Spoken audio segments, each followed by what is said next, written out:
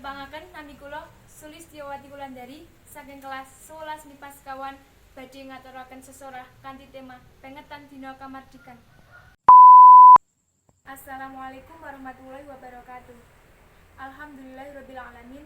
Assalatu wassalamu ala asrofil anbiya'i wal mursalin sayyidina wa maulana Muhammadin wa ala alihi washabihi ajmain, amma ba'du.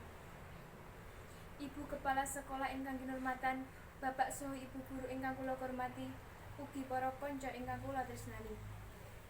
Sumangga kita ngaturaken puji syukur wonten ngarsanipun Gusti Allah ingkang sampun paring rahmat saha kinurmatan sehingga kita sedaya saged manunggal wonten adicara punika boten wonten alangan satunggal punapa. Kula minangka wakil saking kanca-kanca panitia pengetan dina kamardikan Negara Republik Indonesia ingkang kaping 17 sekawan ing sekolah mriki ngaturaken sugeng rawuh lan matur nuwun amargi panjenengan sedaya sampun kersa ngrawuhi adicara punika. Bapak Ibu guru saha kanca-kanca ingkang kula hormati, kados sampun kita mangertosi bilih rikala tanggal 17 Agustus 1940 gangsal Indonesia mbiyawarakaken kamardikan. Kita kedah ngaturaken puji syukur dumateng Gusti Allah amargi kanthi rahmatipun Gusti Allah negara kita sampun merdeka lan kita diparingi negara ingkang aman. Kita ugi kedah atur panuwun dumateng para pahlawan ingkang sampun ngorbanaken jiwa raganipun kangge merjuangaken kamardikan Indonesia. Tanpa ridha Allah lan perjuangan para pahlawan, kita boten saged ngrasakaken kamardikan kados kahanan punika, bok menawi malah tasih dipunjajah dening bangsa sanes. Mila saking menika kita kedah ngormati jasa para pahlawan. Kados pun dicarane, kita ingkang lare sekolah saged ngormati jasa para pahlawan kanthi nglampahi upacara kanthi hikmat. Kita uga kedah sinau ingkang temen.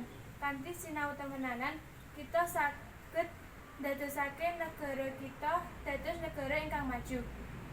Cara liyane inggih menika kita kedah seneng tetulung marang liyane. Seneng tetulung marang liyane iku wujud tumindak becik kang kudu dilestarikake.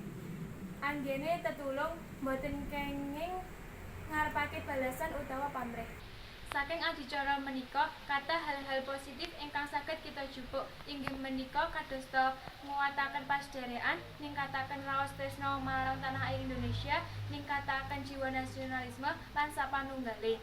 Sepisan malih, sumangga pengetan dina kamardikan menika kita isi kanthi ningkataken semangat perjuangan pahlawan kita. Semangat perjuangan ingkang kedah kita wujudaken inggih menika semangat pembangunan kangge majuake negari Indonesia. Aja ngasih bangsa kita dipunjajah malih dening bangsa sanes. Kita kedah dados generasi muda ingkang cerdas lan nggawa perubahan ingkang sae kangge bangsa Indonesia. Dirgahayu Indonesia, merdeka, merdeka, merdeka. Bapak Ibu guru lan para rawuh sedaya ingkang minulya, cekap semonten ingkang saged kula aturaken, mugi-mugi saged dados panganget-anget lan introspeksi diri kangge kita sedaya. Mbok bilih wonten anggen kula matur ugi salah bawah ingkang kirang tapsila, kula nyuwun agunging samudra pangaksami. Wabillahi taufik wal hidayah, wa ridho wa inayah. Wassalamualaikum warahmatullahi wabarakatuh.